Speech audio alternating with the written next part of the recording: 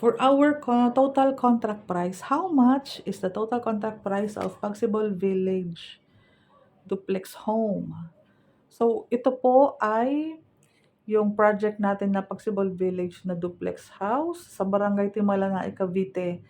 Sa Muzon na pala ang available natin. So, sa Barangay Muzon na Cavite and San Gabriel, Teresa Rizal. So nga po pala, recap lang tayo. So yearly, meron kaming nata-turnover na bahay. Kaya 'di ba as of now, meron na kaming 8 subdivisions, 8 Pagsibol Village Community. So 2018, 2019, 2020, ito yung mga pricing natin nung mga unang taon. So mura, tumataas, tumataas, pataas ng pataas. Okay po. So tayo po ay no reservation pa din, no down payment, and no equity. Ibig sabihin ang 10,000 na ka-cash out mo is for water processing, Meralco processing, and processing ng Pag-ibig housing loan mo. Yun na po ang pinaka 10K cash out mo. So wala ka munang binibitawang pera habang inaantay mo ang approval. Kapag na-approve ka ni Pag-ibig, mag-email sa Pag-ibig at i-advise ka na magbayad. That's the only time na for payment ka pa lang ng iyong monthly, and then proceed tayo ng turnover ng bahay. Meron tayong sistema. So, developer assisted loan document process, kami po ang tumutulong sa inyo sa pagkumpleto ng mga documents na kailangan, and then kami na din po ang bahalang magproseso sa Pag-ibig, si developer na. Immediate house construction, dahil wala ka naman pong binabayarang equity, agaran po ang develop or ang pagko-construct ng bahay mo.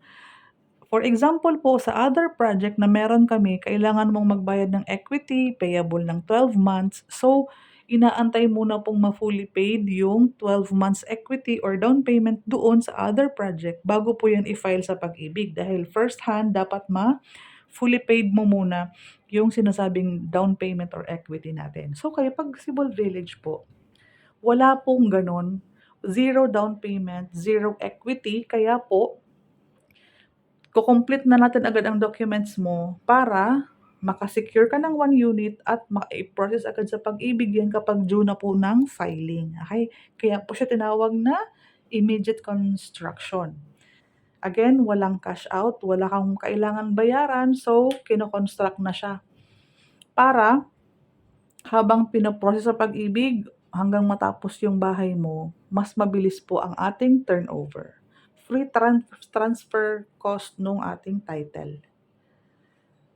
Ayan siya. Sa Barangay Muzon na Cavite po, ayan po, 10,000 processing fee. Mas mababa pa din po ang ating interest rate. Sa last project natin po kasi is 6.375. Ngayon po is 6.250. Okay? So, ang estimated monthly amortization natin, kulang-kulang 10,000. Inclusive na po yan inclusive of insurance and MRI and fire insurance. Ang MRI, gaya kay Lloyd Cadena, nung namatay siya sa COVID, na fully paid yung bahay niya. Ang FI ay fire insurance.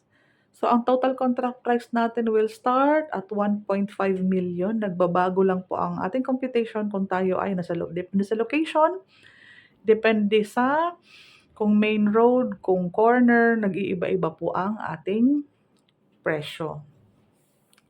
So, ito, dito tayo sa gilid. So, house type, duplex po yan sa isang bahay. Dalawa lang kayong ganyan. Parking niya doon, parking mo dito. Ang pinaka lot area mo, simula sa bahay hanggang sa excess lot mo, is 54 square meters. Ang floor area naman po is ang kabuuhan ng bahay, baba, taas.